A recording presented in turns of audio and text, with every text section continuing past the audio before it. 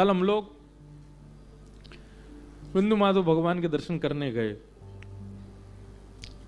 तो हमारी बोट खराब हो गई रास्ता में।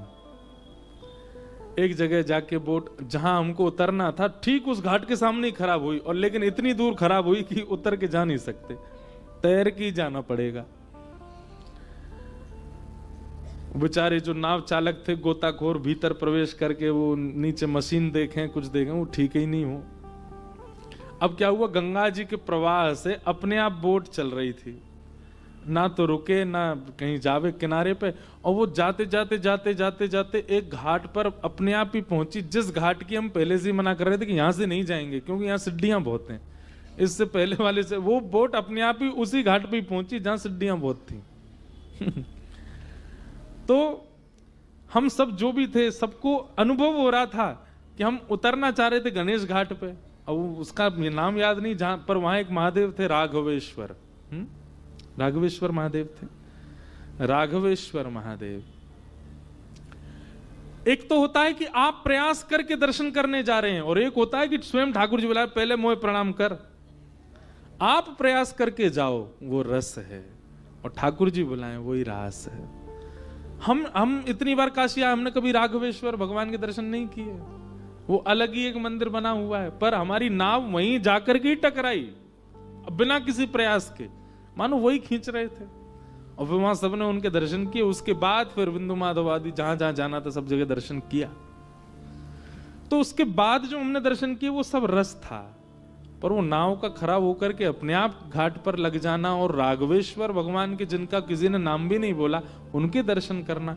मानो ठाकुर जी कह रहे तू कथा करके आए और रामेश्वरम थे, और आकर के काशी में भी कथा कर रहे हो रामेश्वरम में, और यहां आकर के दर्शन कर रहे हो तुम विश्वनाथ का। जिस रामेश्वरम ने रामेश्वरम भेजा, उन्हीं रामेश्वरम का भी तो दर्शन करो। रामेश्वरम ही राघवेश्वरम, तो कल उनका दर्शन हुआ। आप प्रयास करते हैं भगवत प्राप्ति का, वो रस है, पर ठाकुर जी प्रयास करते हैं आपको शरणागति देने का, ये रास है। समझ में आई बात? आप अनायास ही बिना प्रयासों के ही भगवत सन्निधि में पहुंच रहे हो, वो रास है। मैं लोगों से निवेदन किया करता हूं कि आप प्रयास मत कीजिए वृंदावन जाने का। वृंदावन के योग्य काशी में रहकर के ही बन जाइए, वृंदावन के अनुकूल काशी में रहकर के बना दीजिए। वृंदावन को जब पता चले कि हाँ मेरा योग्य कोई काशी में है, तो वृंदावन स्वयं बुलाएगा आपको। ऐसी योजना बनेगी कि अपने आप वृंदावन जाना पड़ेगा, वो रास है। रस और रास में ये अंतर है। अभी आप स्वयं फ्लाइट बुक करते हो, स्वयं ट्रेन बुक करते हो, स्वयं गाड़ी खरीदते हो, पैसा खर्च करके वृंदावन जाते हो, ये रस है। पर अनायास कोई योजना बन जाए और आप पहुंच जाओ, वो रास है। समझ में आया? रास का मतलब नृत्य नहीं होता, रास का मतलब नाचना नहीं होता। आनंद की अतीत जब हो जाती है तो व्यक्ति के पास उस आनंद को छलकाने का एक ही तरीका होता है, नृत्य। आनंद जब अपनी चरम स्थिति में आ जाता है मानव के हृदय में, तो उस आनंद को व्यक्त करने के लिए, उस आनंद की स्थिति को कहीं व्यवस्थित करने के लिए व्यक्ति नृत्य करता है। नाचना रास नहीं होता। गोपियां ठाकुर जी के लिए श्रम करती हैं, ठाकुर जी को देखने के लिए बहाने बनाती हैं, ठाकुर जी को देखने के लिए सब क्रिया करती हैं, ये रस है। पर गोपियों को देखने के लिए ठाकुर जी योजना बना रहे हैं, ये रास है। भक्ति की स्थिति क्या होनी चाहिए कि रस रास में परिवर्तित हो। मेरा सुमिरन हरि करें, मैं हरि का सुमिरन ना करूं, मेरा सुमिरन हरि करें, हरि मेरा स्मरण करें, ये रास। मीराबाई के साथ रास हुआ है, सूरदास के साथ रास हुआ है, गोस्वामी तुलसीदास जी के साथ रास हुआ है, सूरदास जी के साथ, कुम्मनदास जी के साथ रास हुआ है, कृष्णदास के साथ रास हुआ है। ये सब वो लोग हैं जिनका नाम मंच से बोला जाता है, कथाएं सुनाई जाती है, जिनके साथ रास हुआ है।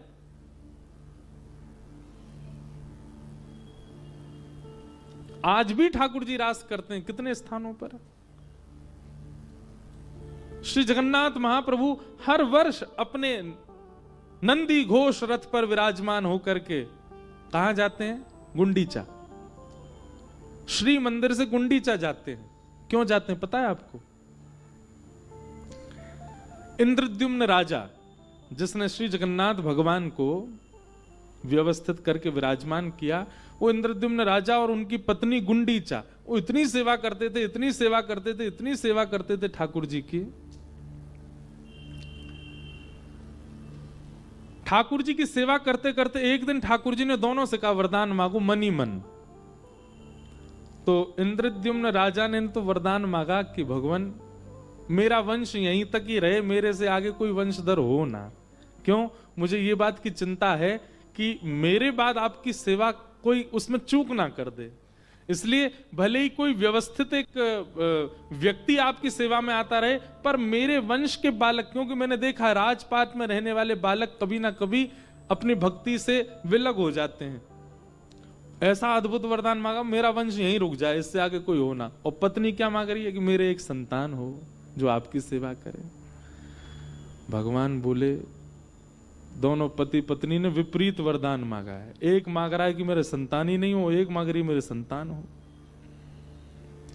एक ऐसा बालक हो जिसको मैं गोद में खिला सकूं, हृदय से लगा सकूं, अपना पुत्र कह के पुकार सकूं। ठाकुर जी बोले तो असमंजस हो गई, पति की इच्छा पूरी करें कि पत्नी की करें। ठाकुर जी ने उसी समय वचन दिया, बोले देखो हम तुम दोनों को बता देते हैं तुम दोनों ने क्या मांगा। पहले राजा का बताया तो रानी के, ये कैसा वरदान मांगा तुमने? वो तुमने क्या मांगा? बोले मैंने संतान मांगी। इंद्रद्युम्न राजा बोले भगवान आप तो संकट में पड़ गए। बोले नहीं संकट नहीं, सब योजना है हमारी। बोले क्या? तुमको संतान चाहिए? नहीं, इनको संतान चाहिए। आज से गुंडीचा मैं ही आपका पिता, मैं ही आपका पुत्र, आप मुझे ही पुत्र मान लो और आप बिल्कुल चिंता ना करें क्योंकि मैं परब्रह्म हूं। इसलिए साल भर श्री मंदिर में विराजमान होकर परब्रह्म बनकर के पूरे विश्व को दर्शन दूंगा। पर आपकी इच्छा की पूर्ति के लिए हर साल में 15 दिन के लिए मैं स्वयं रथ पर बैठ करके गुंडीचा आऊंगा और आपके लिए लाला बनकर के, जैसे एक मैया लाला को गोदी में खिलाती, गुंडीचा में जो भगवान जगन्नाथ जी की सेवा है वो बिल्कुल विलग है श्री मंदिर से। वहां श्री मंदिर में परब्रह्म की आराधना होती है, पर गुंडीचा में नेक्से से लाला की आराधना होती है। रथ पे बैठ करके मैया हर वर्ष आऊंगा और आपका लाला बनकर के आपके हाथ से पाऊंगा, आपकी गोद में बैठूंगा। अब सृष्टि का भी तो ध्यान रखना है ना, इसलिए परब्रह्म रहूंगा। 15 दिन आपको लाला बन के सुख दूंगा। ठाकुर जी का जो रथ पर बैठ करके गुंडीचा जाना है ये रास है, क्योंकि ठाकुर जी प्रयास कर रहे हैं। हम आप सब लोग रस का अनुभव तो कर चुके हैं, पर अब रास का अनुभव करें। और रास से पहले कहीं भगवत धाम मत चले जाना भैया। इसलिए जितना सीमित जगह समय बचा है ना जीवन का, प्रयास कर लीजिए कि इसमें रास हो जाए। जितने युवा बैठे हैं बहुत भाग्यशाली हो आप कि आपको बहुत सही समय पर ठाकुर जी कथा में भेज रहे हैं। आपके पास बहुत समय, अभी आयु खूब बची है, इसमें रास कर लो, रास का अनुभव कर लो। ठाकुर जी कोई योजना बनाए आपके लिए। भोंदू की कथा किस किसने सुनी है? देखो कितने सारे लोगों ने। जिन्होंने नहीं सुनी वो सुनो। वृंदावन में एक महापुरुष विराजते थे। उनकी गौशाला में गैया की सेवा करता था एक व्यक्ति। इतना सीधा था, इतना सरल था, इतना सहज था, उसको सब भोंदू बोलते थे। क्या बोलते? भोंदू। उसका नाम कुछ और था। एक बात हम कथा में कहते हैं, ज्ञानी भगवत प्राप्ति में पीछे रह जाएंगे, योगी भगवत प्राप्ति में पीछे रह जाएंगे, समाधिस्थ रहने वाले भगवत प्राप्ति में पीछे रह जाएंगे। तो फिर भगवत प्राप्ति में सबसे आगे कौन चलेगा? भोंदू। जो बहुत सीधा है, बहुत सरल है, बहुत सहज है, जिसको कुछ पता ही नहीं है। हम लोग चतुर बनना चाहते हैं, हमारे अंदर चतुराई अतीत में होती है। चतुर बनेंगे ना तो संसार के प्रिय रहोगे, और सरल बनोगे तो ठाकुर जी के प्रिय रहोगे। इसलिए सहज बनने का थोड़ी अंदर ना सहजता रखा करो। जरूरी नहीं है हर चीज आपको आनी चाहिए, कहीं कहीं अपूर्णता भी अच्छी है।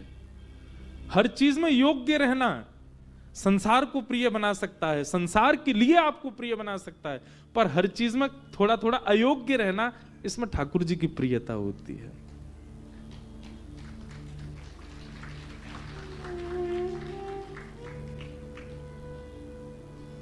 भोंदू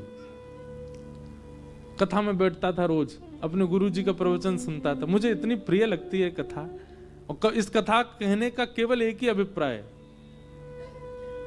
ऐसे हम बन जाएं। वैसे बनना असंभव है, पर फिर भी बन जाएं। रोज कथा सुनता था अपने गुरुदेव से, और कथा में गुरुजी जो बोलते थे उसको उसके मन में ही आता ही नहीं था कि ये कोई ग्रंथ की बात है, कोई पुराण की बात है। उसको लगता था ये गुरुजी अपना अनुभव से बोल रहे हैं, ये रोज ऐसा देखते होंगे तभी बोल रहे हैं। एक दिन गुरुजी प्रवचन में बोल रहे थे, मोर मुकुट पहने हुए, गले में कौस्तुभ मणि धारण करके, वैजंती माला पहन करके, पीतांबरी पहन के, वेणु राव करते हुए असंख्य गायों के साथ ठाकुर जी गैया चराने के लिए गए यमुना पार भांडीर वन। भांडीर वन नाम सुनते उसके कान खड़े हो गए। बोले यहीं तो मैं भी जाता हूं गैया चराने, मैं भी तो गौशाला की गैया लेके भांडीर वन जाता हूं, और गुरु जी कह रहे हैं ठाकुर जी गैया चराने भांडीर वन जाते हैं। मुझे तो मिले नहीं कभी वहां पे। अब वो इतने ध्यान से सुनने लगा कि मेरी कोई अयोग्यता है, मैं भी पागल हूं, इसीलिए तो भोंदू बोलते हैं सब। भांडीर वन इतने सालों से जा रहा हूं, कभी ठाकुर जी देखे ही नहीं मैंने। देखे होंगे पर मैं ही मूर्ख हूं, देख ही नहीं पाया उनको। गुरु जी से अच्छे से सुन लेता हूं, उनके रूप आदि का वर्णन सुन लूंगा, कल मिलेंगे तो शायद मिलने हम। गुरु जी बता रहे, बरहा पीडम नटवर वपु कर्णयो कर्णकारम विभ्रदवासः कनक कपिसं वैजयन्तीं च मालां रन्ध्रान् वेणो अधर सुधया पूरयन् गोपवृन्दै वृन्दारण्यं स्वपदरमणं प्राविशद गीत कीर्ति। ठाकुर जी वर्णन कर रहे हैं, गुरु जी वर्णन कर रहे हैं। मोर मुकुट ठाकुर जी धारण करते हैं, गले में वैजंती माला पहनते हैं, अधरों पर वंशी धारण करते हैं। ठाकुर जी के कटाक्ष नेत्र हैं, ठाकुर जी का श्याम वर्ण है, पीली पीतांबरी पहनते हैं, उनमें से चंदन की सुगंधी आती रहती है। उनका वपु यानी कि अंग ऐसा है कि एक बार कोई देख ले तो उनको देखने के बाद जहां देखेगा वही दिखेंगे, ऐसा उनका श्रीअंग। भोंदू बैठा सब सुन रहा था ध्यान से, रात भर नहीं सोया। अरे भोंदू पागल, इतने दिन से जा रहा है भांडीर वन, तेने भगवान देखे ही नहीं, कल देखेंगे। दूसरे दिन गायों की सेवा करके और सब गायों को खोल करके भांडीर वन गया। और दिन तो जाके वृक्ष के नीचे लेट जाता था, लेकिन आज लेटा नहीं, गैया चर रही हैं और भांडीर वन के प्रत्येक कुंज में, प्रत्येक कलियों में, प्रत्येक सघन भाव में जाकर के ढूंढ रहा है ठाकुर जी कहां है। नासिका से सूंघने का प्रयास करता है कि चंदन की सुगंधी आ जाए। गुरुजी बता रहे थे उनके अंग से आती है। अपने नेत्रों से गौर से पृथ्वी को देख रहा है कि कहीं चरण चिन्ह मिल जाए। मैंने सुना है ठाकुर गुरुजी बताते हैं उनके चरणों में विविध विविध चिन्ह हैं। कान केंद्र में लगाकर के वेणु रव सुनने का प्रयास करता है। एक प्रकार से पंच इंद्रियों को लगा दिया कृष्ण ढूंढने में। यही तो गोपी करती है, नेत्र खोजें, कान सुने, सब जगह ढूंढा। शाम हो गई, वापस जाने का समय आ गया, उदास हो गया भोंदू। ठाकुर जी मिले नहीं, एक दिन में थोड़ी मिलेंगे, इतने साल हो गए मैंने प्रयास ही नहीं किया, कुछ दिन प्रयास करूंगा मिल जाएंगे। अब तो वो हर दिन जाता और ठाकुर जी को खोजे। उसके इस सीधेपन पर, उसके इस भोलेपन पर, उसके इस भोंदू स्वभाव को ठाकुर जी इतना बढ़िया लगा। बोले कि ये देखो, ये कलिकाल में इसको ये विश्वास है अपने गुरु की वाणी पर कि मैं भांडीर वन में ही हूं। ढूंढ रहा है, और ढूंढते ढूंढते तभी क्या देखता है, असंख्य गायों का समूह सामने से आ रहा है। और वे गाय जैसे ही थोड़ी थोड़ी विलग हुई, नील वर्ण के, श्याम वर्ण के श्री ठाकुर जी और पीत वर्ण की पोशाक पहन रखी है, कारी कमरी डाल रखी है, गले में वैजंती माला है, बांकी अदा से चल रहे हैं, घुंघराले केश हैं, कटाक्ष नेत्र हैं, धीमे धीमे अधरों पर वंशी धारण कर लेते हैं, कभी गैया के गले में गलवैयां डाल लेते हैं, पद्मराग के कंगन ऐसे चमक रहे हैं ठाकुर जी के, मुस्काते हैं तो महाराज देख करके मूर्छा सी होने लग जाए। ठाकुर जी चल करके भोंदू की ओर आ रहे हैं। भोंदू ने कहा, ये कैसे पता करूं कि ये ठाकुर जी हैं? बोले गुरु जी बोले थे कि उनको देखने के बाद जहां देखोगे वही दिखेंगे। तो उनको देखने के बाद उल्टा हो गया, पीछे देखने लगा तो वहां भी वही दिखने लगे, वृक्षों में देखा तो वहीं भी वही दिखने लगे, यमुना जी में देखा तो वहां समझ गया, बोले यही श्री कृष्ण हैं। चरणों में गिर गया, उठ करके बार बार बलैया ले ठाकुर जी की, उनके मुखमंडल को देखे, उनके चरणों को देखे। ठाकुर जी गए, अरे लाला कहा नाम है तेरो? भोंदू बोलो, मेरो नाम भोंदू है। अब भोंदू नाम सुनते ही ठाकुर जी को तो ऐसी हंसी आई, ऐसी हंसी आई, ठाकुर जी बैठ गए वहीं पे और पेट पे हाथ धर के हंसे। और फिर अरे फिरते बताइयो कहा नाम है तेरो? बोले भोंदू। और भोंदू सुन के ठाकुर जी फिर हंसे, और महाराज हंसते हंसते ठाकुर जी ने उसको हृदय से लगा लिया। अब ठाकुर जी ने तो सहज ही हृदय से लगाया, स्पर्श पाते ही भोंदू के रोम रोम रोम रोम आनंदित हो गए, नेत्रों से अविरल अश्रुधार गिरने लगे। ठाकुर जी के अंग की श्री कांति की सुगंधी लेकर के भोंदू विचलित सा हो गया। थोड़ी देर के लिए उसको पता नहीं चले मैं क्या, कहां हूं, कौन हूं, क्या हूं, सुध-बुध सब खो गया। ठाकुर जी उसकी ठोड़ी पकड़े, उसके गाल पकड़े, उसके सिर पे हाथ फेरे, बोले भैया तेरो नाम में बहुत जोर को लगो, एक काम कर तू मेरा मित्र बन जा। भोंदू बोले मैं योग्य हूं, मैं अधिकारी हूं इतना? अरे अधिकारी तेरे चाहे इतना होगा, मैं जाकू चाहूंगा वो मेरा अधिकारी बन जाएगा, तू मेरा अधिकारी है, चल तू मेरा मित्र है आज ते। बहुत खुश हो गया भोंदू। भोंदू बिल्कुल भी लाग लपेट कुछ नहीं, वो बहुत सहज है क्योंकि उसको आता ही नहीं है। ठाकुर जी के बगल में अपनी स्वापी बिछा दी, बोले बैठ जाओ यहाँ पे। ठाकुर जी बैठ गए। ठाकुर जी बोले अरे कछु भोजन पानी की व्यवस्था है तो पे कि ना है? भोंदू बोलो हाँ 2 टिक्कर लाया हूं, गुड़ के संग खावे। ठाकुर जी जल्दी खोल। टिक्कर खोले, एक ठाकुर जी को दे दियो। अब हम लोग होते क्या करते, दोनों ठाकुर जी को देते, तो भोंदू नहीं एक ही दिया ठाकुर जी को, एक अपने पास रखा है। ठाकुर जी उसकी सहजता पे मोहित हो रहे, बोले कोई लाग लपेट नहीं है इसमें, खुद भी तो भूखा है बेचारा। ठाकुर जी को जय जय या पालो, जे मेरो मैं पालू। ठाकुर जी बोले खेलूं यहाँ के संग, जल्दी जल्दी रोटी पा गए, मुंह को तो भूख लग रही है और दे। भोंदू बोलो लो आधी ले लो, यहाँ में ते आधी में पाल लूंगा। ठाकुर जी बोले अभी भी पूरी नहीं दे रहा है। ठाकुर जी झट पा लियो और भोंदू ने मुख से लगाया, एक एक एक कवल पाया। ठाकुर जी ने बाकी हाथ ही छीन लो, ला दे मुझको भूख लग रही है। जय जय जी तो गलत बात है, आप अपनी मैया ते कह करो ना भोजन दे के भेजे करे। जब वन में आओ, गैया चरावे आओ तो मैया को ध्यान रखना चाहिए, हमें भूखो रहेगो। उसकी इस बातों पर ठाकुर जी बोले ये कितना सरल है, कितना सहज है, इसको कोई नहीं कुछ नहीं पता है कि ठाकुर जी के प्रति क्या भाव होता है। कल ते मुझको दुगनो लानो पड़े को, क्योंकि आप तो मेरे भी पा जाओगे। गुरु जी वैसे एक दिन कथा में कह तो रहे, कहा ठाकुर जी बोले क्या कह रहे गुरु जी? और गुरु जी कह तो रहे कि आप बहुत पेटू तो हो, 8 बार भोजन लगाता है, मंदिर में 8 बार भोग लगता है आपका। ठाकुर जी इतने प्रसन्न हो गए भोंदू पर।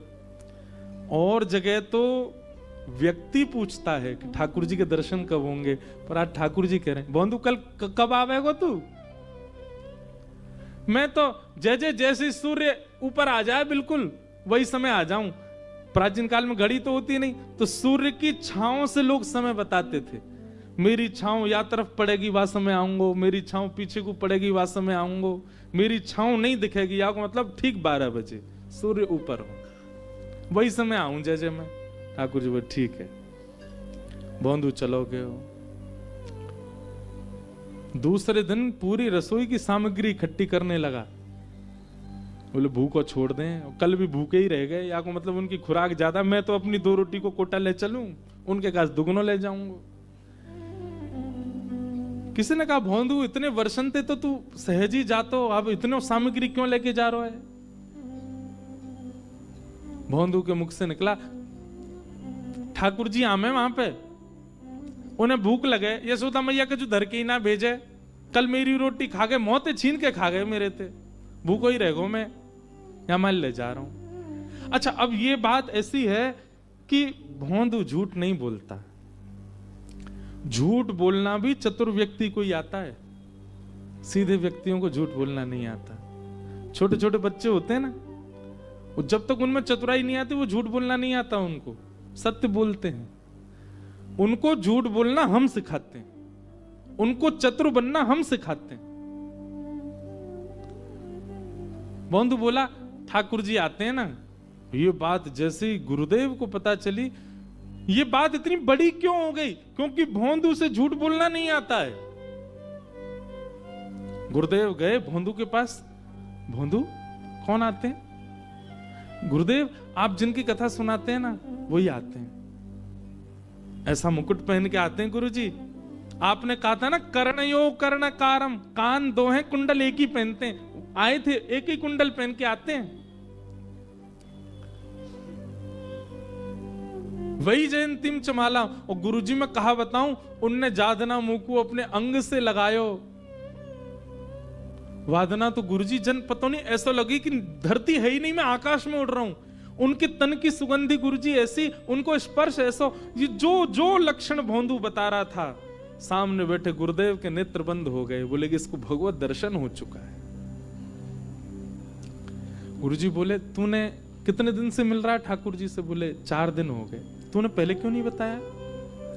भोंदू बोलो मुझे लगी आप सब तो इतने वर्षन से मिल ही रहे हो उनते, मैं ही अभी पहली बार मिला हूं। गुरुजी आप इतनी अच्छी कथा सुनाते हैं, आपने देखे होंगे तभी तो सुनाते हैं। ये सब विद्यार्थी जो यहाँ इतने विद्वान हैं, इन सबके गले में आप हाथ रखते हो, इनके सिर पे आप हाथ रखते हो, ये सब इतने श्रेष्ठ हैं क्योंकि सबने दर्शन किए होंगे।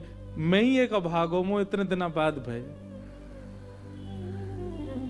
गुरुदेव समझ गए, बोले इसका भोलापन है, इसकी जो सहजता है, सरलता है, यही ठाकुर जी को भा गई है।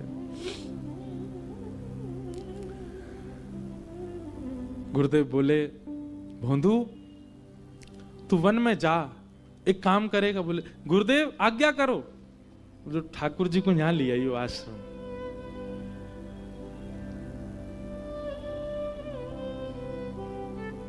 भोंदू तो इतना आनंदित हो गया कि अपने संपूर्ण जीवन काल में पहली बार गुरुदेव ने मुझे कोई आज्ञा करी है, और ये भी अगर मैं पूरी नहीं कर पाया तो धिक्कार है मेरे जीवन को। इतने आनंद में भर गया, इतना उत्साहित हो गया, चरणों में गिर गया। धन्यवाद गुरुजी, आपने मुझे योग्य तो समझा। आप चाहते किसी भी बालक से कहते ठाकुर जी को लिया, पर आपने मुझे ही चुना। मैं लाऊंगा, मैं जरूर लेके आऊंगा ठाकुर जी को। निकल पड़ा। आज भोंदू का उद्देश्य कुछ और नहीं है, ठाकुर जी को ले जाना है। जैसे ही पहुंचा, ठाकुर जी प्रतीक्षा कर रहे थे। भोंदू गयो, जाती बैठ गयो, ठाकुर जी ने हृदय से लगायो। भोंदू आज तो बहुत ही अच्छा दिन है, आज तो बहुत ही श्रेष्ठ दिन है, आज तो वो भयो जो आज तक नहीं भयो।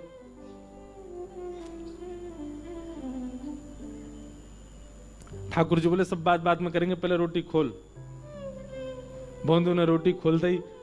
आज तो इतनी सारी लेके आयो। ठाकुर जी के सामने 4-5 रोटी धरने। बोले भल लो, खूब प्रेम से पालो, और नेकात बचे जाए ना, आपके जो सखा वखा उनको खवाई दियो हैं, ले। और ये 2 मेरी हैं, इन्हें मेरे पास ही रहन दियो। ठाकुर जी प्रेम से पान लगे। भोंदू धीरे से बोलो जय जय, आज एक काम करेंगे? बोले कहा हमारे गुरु जी को पता लग गई कि आप मुंह को मिले हो, उनने मुंह को आज्ञा दी है कि आप मेरे संग आश्रम चलो। आप चलेंगे ना? ठाकुर जी रोटी पाते पाते बोले, देख भोंदू, तू हमारो मित्र है, हम तेरे मित्र हैं, जो बीच में गुरु जी मत लेके आवे, मना कर दे उनते, मैं मान आ जाऊंगा, बस तोए मिलूंगा, तोए दिखूंगा, तेरे संग हमारो नातो और कोई ते हमारो नातो नहीं।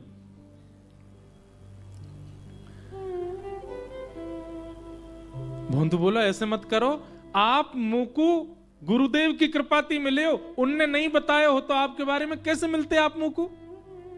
जिन गुरुजी ने आपसे मिलवाए हो उनसे मिलवे के काज ऐसे मना मत करो। जय जय। ठाकुर जी बोले, देख तू जो कहेगो सब मंजूर है, पर गुरुदेव के पास हम नहीं जाएंगे। भोंदू बोलो, नहीं जाओगे? ठाकुर जी नहीं जाएंगे। अंतिम बार पूछ रहा हूं, नहीं जाओगे? ठाकुर जी बोले, नहीं जाएंगे। तो सामने जो 2-3 रोटी बची, भोंदू ने वो उठा ली। जो गुरु जी के यहाँ की न मत खाओ, हमारे गुरु जी तो इतना ही बैर है आपको, इनको मत खाओ। ठाकुर जी बोले, तो जे कौन सी बात है भैया, उन्हें खान दे ना। ना, जो गुरु जी घर की है ना, कब खाओगे? और सबरी धर के महाराज पोटली बांधने लगो। ठाकुर जी के हाथ में आधी रोटी बची थी, तो ठाकुर जी को हाथ पकड़ बोले, ये हुए दे दो, ये गुरु जी को ही है। ठाकुर जी बोले, ऐसे कौन करे? बोले, अब रोटी तब मिलेगी, यो बताओ गुरु जी के पास चलोगे कि नहीं? ठाकुर जी बोले, तू चाहे जितनी जिद कर ले, गुरु जी के पास तो नहीं जाऊंगा। भोंदू बोलो, जीवन में पहली बार गुरुदेव ने मुझे आज्ञा दी और आप मना कर रहे हो? ठीक है जय जय, आज से एक बात और सुनो, जो मित्रता 4 दिन पहले आपने बनाई, मैं वह तोड़ रहा हूं आज। आपसे मेरा कोई संबंध नहीं है। और सुनो, ये अपनी गैया ने लेके वहां पल्लंग जाया करो, वहीं चलाया करो। अगर ये यहाँ बाड़े में आ गई, कल तो यहाँ मत आइयो, मेरो तुम्हारो कोई ना तो नहीं। और अपने सब पोटली वगैरह उठा के गैया ने इकट्ठी करके क्रोध में भर के भोंदू जान लगो। भोंदू जैसे जैसे ठाकुर जी से दूर जा रहा है, ठाकुर जी को मानो जैसे कोई त्रिलोकी ले जा रहा है। भोंदू, अरे नेक बात तो सुन जा। भोंदू रुक जाता है, बोले, एक ही बात सुनूंगो कि आप गुरु घर चलोगे, या के अलावा कोई और बात करनी हो तो मुझे मत रोकियो। और भोंदू बढ़ता जा रहा है। ज्यों ज्यों भोंदू दूर जा रहा है, ठाकुर जी के नेत्रों से आंसू गिरते जा रहे हैं। भोंदू की याद आ रही है। ठाकुर जी ने थोड़ी देर विचार किया और दौड़ करके गए भोंदू के पास, और चलते हुए भोंदू के पीछे कमर से लद गए ठाकुर जी, और उसके कंधा पे लटक के बोले, ले चल अपने गुरु के पास, आज वही दर्शन दे के आऊं, लेकिन तू मुझे दूर नहीं जावेगो, तू सदा मेरे पास रहेगो, मेरे संग रहेगो। भोंदू तो खुश है। ठाकुर जी ऐसे पीछे अपनी कमर पर लटका लिए और दोनों पांव ऐसे भोंदू ने अपने हाथ में धर लिए और ठाकुर जी को लेके जा। ठाकुर जी ऐसे लटक करके जा रहे भोंदू के कंधा पे। जैसे वृंदावन पहुंचे, आज गुरुजी प्रतीक्षा में तो थे, क्या होगा। जैसी गैया आई, गुरुजी दौड़ करके बाहर जाके देखने लगे, उन गायों के समूह के बीच में ऐसा दृश्य देखा ही नहीं है। क्या? भोंदू अपने कंधा पे लटका करके श्री ठाकुर जी को लेकर के आ रहा है।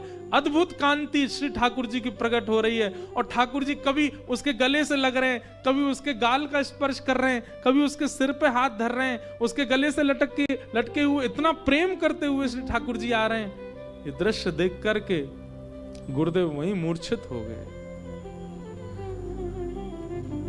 दौड़ करके भोंदू ने जल का छिड़काव किया, और गुरुदेव जैसे ही होश में आए, भोंदू तो गुरुदेव को गोद में लेके खड़ा था, और सामने त्रिभंग ललित श्याम सुंदर खड़े हैं। ठाकुर जी को देख करके गुरु ने आज ठाकुर को नहीं, भोंदू को वंदन किया। घर त्याग दिया, वेद वेदांत सिद्धांतों का अध्ययन किया, इतना ज्ञानी बना, पर कभी भगवत साक्षात्कार नहीं हुआ। धन्य है भोंदू। केवल सरलता, केवल सहजता, केवल निर्मलता, केवल पवित्रता, केवल सीधापन है तेरे पास, और आज त्रिलोकीनाथ तेरे कंधा पे बैठ के आए हो। धन्य है भोंदू। ऐसा कहते ही ठाकुर जी ने दर्शन दिए, और ठाकुर जी बोले, देखिए अब आपको तो बहुत जीवों का कल्याण करना है, आप गुरु हैं, पर भोंदू को हम ले जा रहे हैं, अभी हमारे संग रहेगा। और ऐसा कहते ही ठाकुर जी ने भोंदू के गले में गलवैयां डाली और देखते ही देखते गुरु के सामने से भोंदू को लेकर के ठाकुर जी वहां से अंतर ध्यान हो गए। भक्त वत्सल भगवान की। ये क्या है? रास। ये रस नहीं है, ये रास है। हम सब रस का अनुभव करते हैं और उसी में ही आनंदित हो रहे हैं, पर नहीं, हमारी स्थिति क्या चाहिए? हमारे संग रास हो। रास। गोपियों के साथ रास हुआ है। यहां एक बात स्पष्ट हो जाती है कि इस नृत्य में गोपियों का जितना मन है उससे कई गुना ज्यादा ठाकुर जी का मन है। और जहां ठाकुर जी की इच्छा आ जाती है वहां पर प्रश्न चिन्ह नहीं आता। फिर कई लोग गोपियों पर प्रश्न उठा देते हैं। अरे श्रीमद् भागवत में स्पष्ट श्री सुखदेव जी महाराज कहते हैं कि मुतादोक्षज प्रिया, ये अदोक्षज भगवान की प्रिया हैं, ये उनकी प्रियसी हैं। ठाकुर जी चाहते हैं इनके साथ रास करना, आप प्रश्न कैसे कर रहे हो? ठाकुर जी जो चाहें वो होगा। भगवान पिता रात्रि शरदोत्फुल्ल मल्लिका विक्षरंतुम मनश्चक्रे योग मायाम उपाश्रित।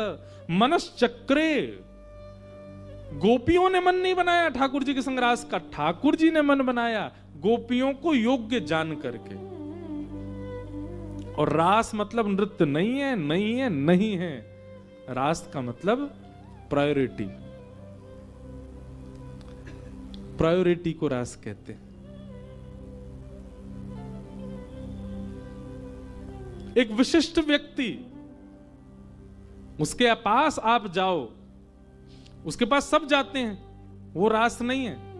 पर एक विशिष्ट व्यक्ति अपनी पदवी छोड़ करके आपके लिए नियोजन करे, वो रास है। हम प्रधानमंत्री से मिलने जा रहे हैं, सब जाते हैं, पूरी दुनिया जाती है, पर प्रधानमंत्री आपसे मिलने आ रहे हैं, ये रास है। पूरी दुनिया विश्वनाथ के पास जा रही है, पर इसी काशी की कथा कि एक ब्राह्मण जब गोस्वामी तुलसीदास जी महाराज से उसका विद्वेष था, उसने अनेक प्रयास किए गोस्वामी जी पर, कभी कोई गुंडे छोड़ दिए, कभी कुछ कर दिया, कभी गंगा जी में धक्का देने का प्रयास किया। गोस्वामी जी काशी छोड़ के जाने लगे। काशी की सीमा पार कर ही रहे थे, विश्वनाथ भगवान प्रचंड रूप धारण करके उस ब्राह्मण के सामने प्रकट हो गए और बोले, अभी जाकर के गोस्वामी जी के चरणों में क्षमा मांग और उनको लेकर के आ, यदि एक पग भी काशी से बाहर उनका गया, नूतन प्रलय हो जाएगा, पूरी सृष्टि का आज ही लय कर दूंगा मैं। गोस्वामी जी नहीं जाने चाहिए यहां से। वो ब्राह्मण दौड़ा दौड़ा गया, गोस्वामी जी के चरणों में प्रणाम करके क्षमा मांगी, और क्षमा करके जब लौटा करके आया तब महादेव शांत हुए। जरूरी नहीं है नृत्य ही रास है, यहां महादेव रौद्र भी में भी रास कर रहे हैं। क्यों? गोस्वामी जी के लिए प्रचंड रूप धारण कर लिया, ये रास है। भगवत तत्व, भगवत सत्ता आपके लिए सहज हो जाए, वो रास है। गोपियां सामान्य नहीं है ब्रज की, ये सारी गोपियां ना जाने कितने युगों से भगवत प्राप्ति के लिए तप कर रही हैं। यही त्रेता युग में दंडकारण्य वन के संत थे जिनको प्रभु श्री राम दर्शन नहीं दे पाए हैं। वही सब संत हनुमान जी की आज्ञा से, हनुमान जी ने उनको आज्ञा की, आप चिंता ना करें, अगले युग में यही राम जी श्री कृष्ण बन के आएंगे और आप सब संत ही ब्रज की गोपी बन के आओगे, और एक प्रियतम प्रियतमा का जो सुख होता है वो आपको मिलेगा। वही दंडकारण्य वन के संत गोपी बन करके आए, और जैसे ही नंद जी के घर लाला हुआ, कल मैं कथा में कह रहा था, सबको इतना सुख क्यों मिल रहा है, सबको इतनी खुशी क्यों हो रही है, सबको इतना एक जैसा आनंद। अरे जिनके घर में लाला हुआ उनको प्रसन्नता होनी थी, सबको वही प्रसन्नता कैसे हो सकती है?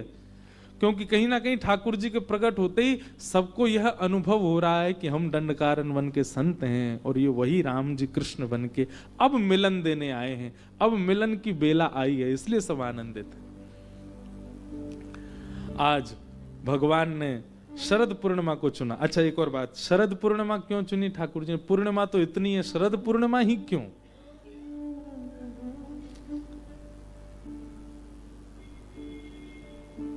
पुष्प वाटिका में प्रथम बार जब सिया जी से राम जी मिले थे, उस दिन भी शरद पूर्णिमा थी।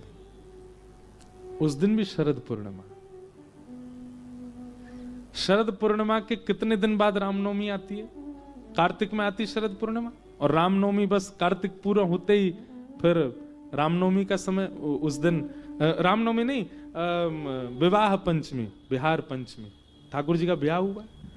तो प्रथम मिलन जो सियाजू का और श्री राघवेंद्र सरकार का हुआ है, वह भी शरद पूर्णिमा को ही हुआ है।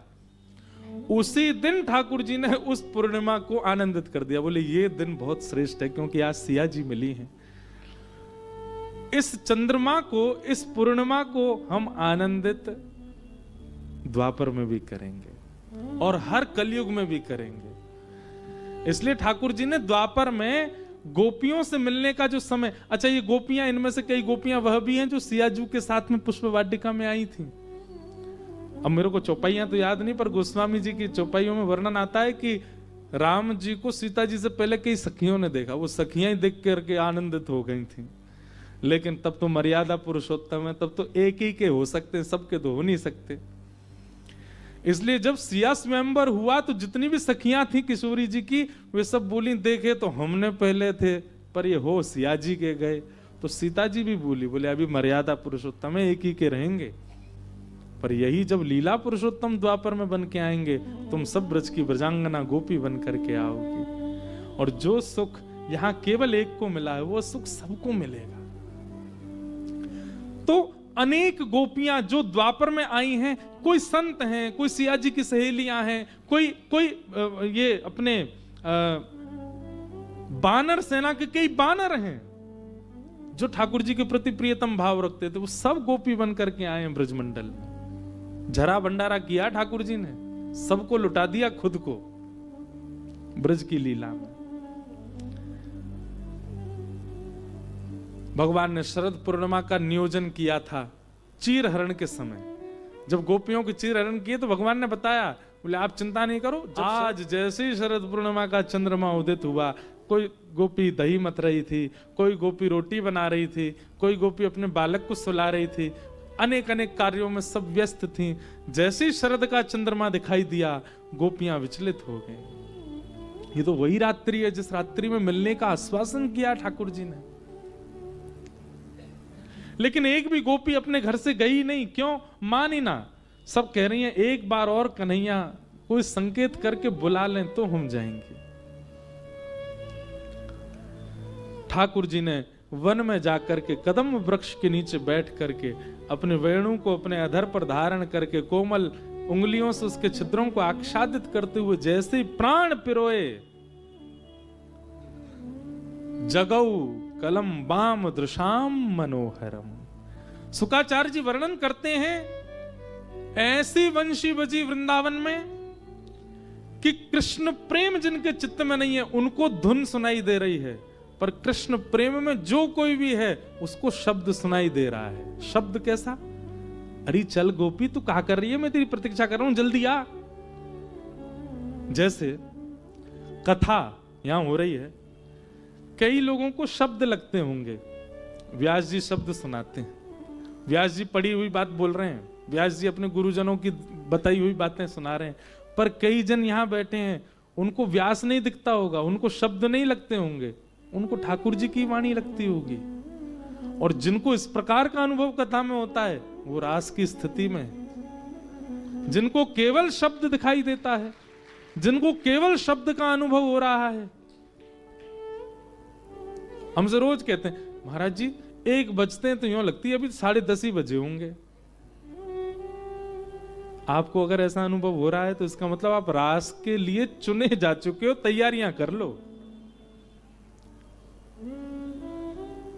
नॉमिनेट तो हो गए हो, पर विजयी हो गए कि नहीं उसकी तैयारी आपको करनी है। अगर इस प्रकार का अनुभव कथा में होता है, समय का ना पता लगना, स्थान का ना पता लगना कि हम काशी में हैं कि कहां हैं, मेरी मां, मेरी पत्नी, मेरे बच्चे साथ बैठे हैं, यह सब भी भूल जाना, ये सब एक प्रकार के प्रमाण हैं इस बात के कि रास के लिए आप चुने जा चुके हो। क्यों? आपकी देह की स्थिति से आप परे चल रहे हो। तो जिनको शब्द लगता है कथा, जिनको शास्त्र लगता है कथा, जिनको ग्रंथ लगती है कथा, जिनको ज्ञान लगता है कथा, अभी नॉमिनेशन नहीं हुआ आपका, लेकिन जिनको स्वर लगती है कथा, जिनको वाणी लगती है श्री कृष्ण की कथा, जिनको आवाहन निमंत्रण लगता है भागवत की कथा, तैयारी करो अपनी, रास के लिए तैयार हो जाओ। आप तैयार, आप चुने जा चुके हैं, क्योंकि वंशी तो सबको सुनाई दी थी ब्रज में, पर गए वही जिनको शब्द सुनाई दिया। चल गोपी तेरी प्रतीक्षा कर रहा हूं, जल्दी आ। और महाराज गोपियां उसी समय अपने कार्य को वहीं छोड़ करके दौड़ रही हैं।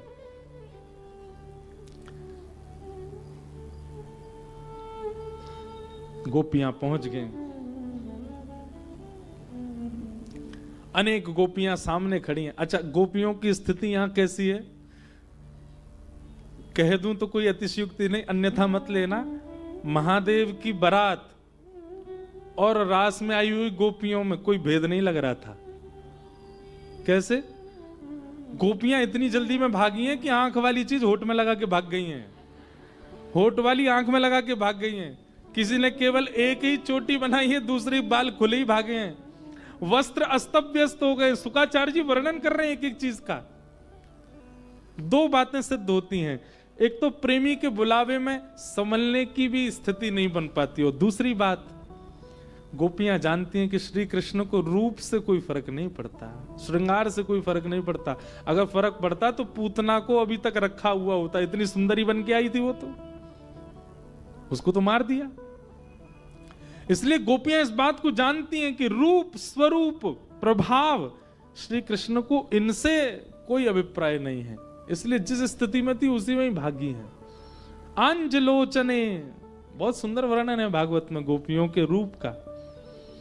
मतलब सामान्य व्यक्ति देखे तो यूं कहेगा राम राम राम, कैसी बावड़ी, पागलों की फौज खड़ी है, पर गोपियां सब इसी रूप में थी ठाकुर जी। हमारे ब्रज के लोगों को देखो, यहां ब्रज रज लगा लेंगे, यहां लगा लेंगे, यहां लगा लेंगे, हवा से बन जाएंगे, हवा से बने बने घूमते हैं ब्रज में। क्यों?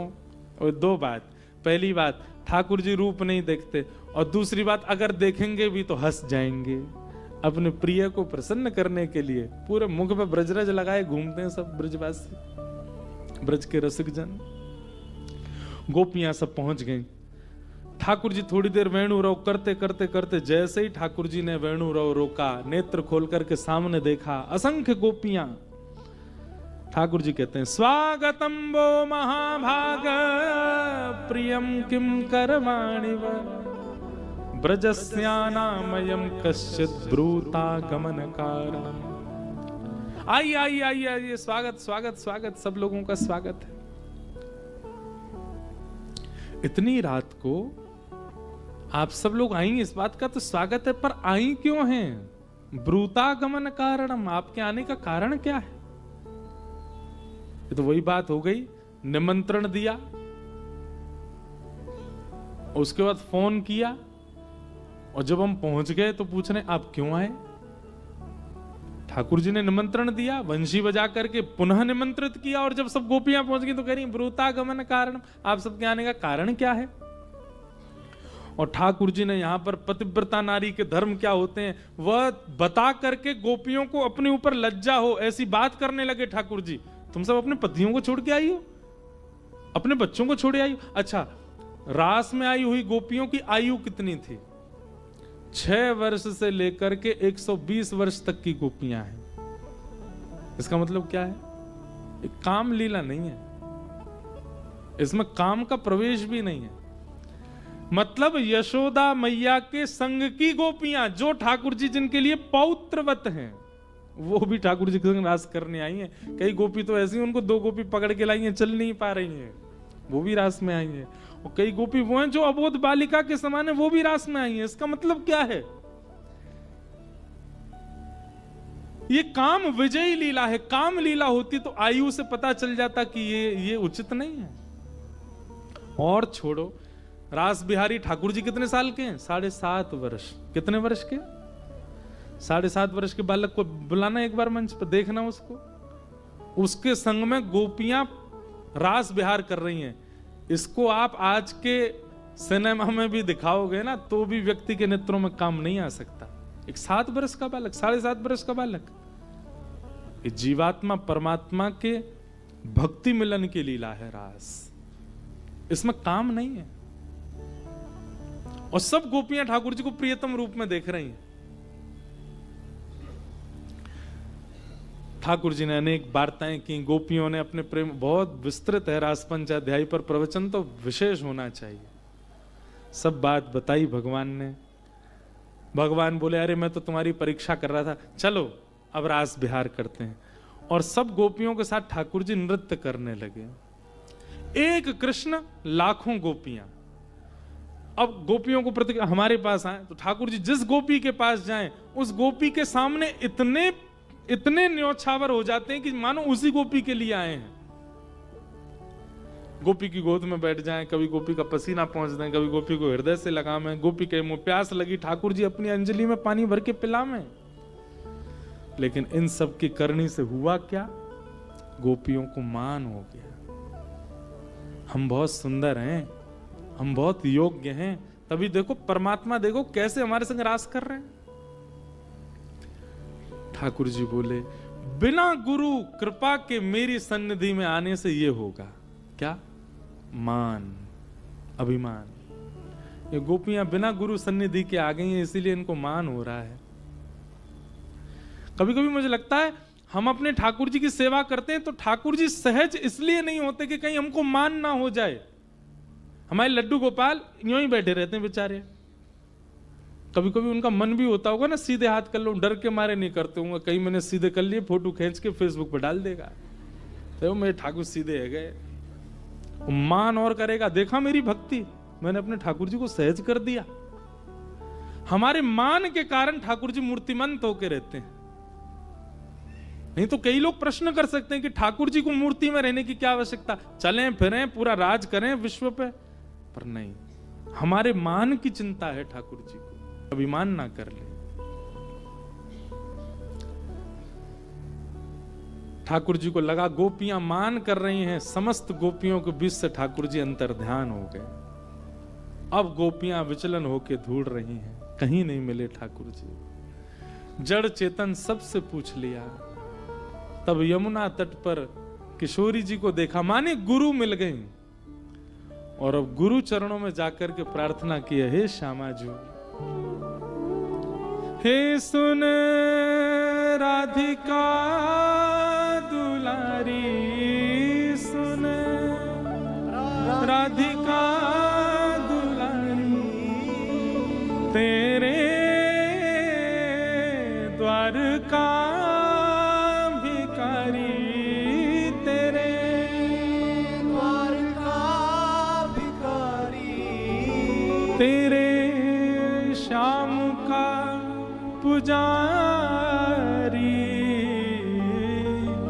पीड़ा है हमारी, हमें श्याम ना मिला, हमें श्याम ना मिला, हमें श्याम ना मिला, हमें श्याम ना मिला, हमें श्याम ना मिला, हमें श्याम ना मिला,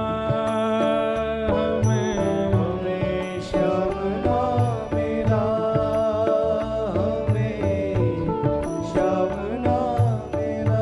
सब लोग गाओ, सुने राधिका दुलारी, सुने राधिका दुलारी, तेरे द्वार का भिखारी, तेरे द्वार का भिखारी, तेरे श्याम का पुजारी, एक पीड़ा है हमारी, हमें श्याम ना मिला, हमें श्याम ना मिला,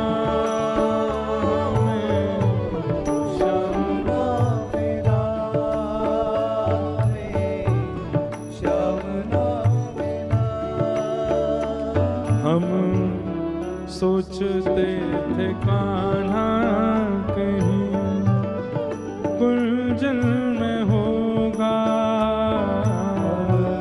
सोचते थे कान्हा कहीं कुंजन में होगा। हम सोचते थे कान्हा